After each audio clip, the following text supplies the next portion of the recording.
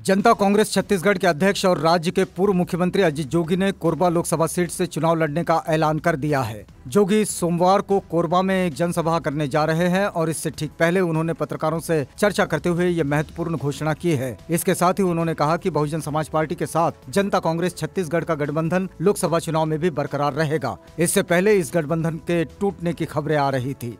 लोकसभा चुनाव से पहले अजीत जोगी आज कोरबा में एक जनसभा करने जा रहे हैं। इस जनसभा से पहले उन्होंने स्पष्ट कर दिया कि वे इस लोकसभा सीट से ही चुनाव लड़ेंगे। इससे पहले इस सीट से जनता कांग्रेस छत्तीसगढ़ और बहुजन समाज पार्टी गठबंधन से अजीत जोगी या उनके बेटे अमित जोगी के चुनाव लड़ने की चर्चा थी। अमित जोगी ने विधानसभा चुनाव नहीं लड़ा था और ऐसा माना जा रहा था कि वे लोकसभा चुनाव लड़ सकते हैं, लेकिन अब अजीत जोगी के ऐलान से जनता कांग्रेस छत्तीसगढ़ की नीति स्पष्ट हो गई है। इसके साथ ही अजीत जोगी ने यह भी कहा कि बहुजन समाज पार्टी के साथ उनकी पार्टी का गठबंधन लोकसभा चुनाव में भी बरकरार रहेगा। यहाँ सीटों के बंटवारे को लेकर चर्चा चल रही है। जल्द ही दोनों पार्टियों के सभी उम्मीदवारों की संयुक्त सूची जारी होगी। पार्टी गठबंधन राज्य की सभी 11 सीटों पर अपने उम्मीदवार चुनाव मैदान में उतारेगा। बहुजन समाज पार्टी ने पिछले दिनों राज्य में कुछ सीटों पर उम्मीदवारों के नामों की घोषणा की थी। इसके बाद ये चर्चा हो रही थी कि विधानसभा चुनाव के दौरान जो गठबंधन बना था वो दोनों पार्टियों का ये गठबंधन अब टूटने की कगार पर है, लेकिन जोगी के इस बयान से पूरी अटकलें खारिज हो गई है।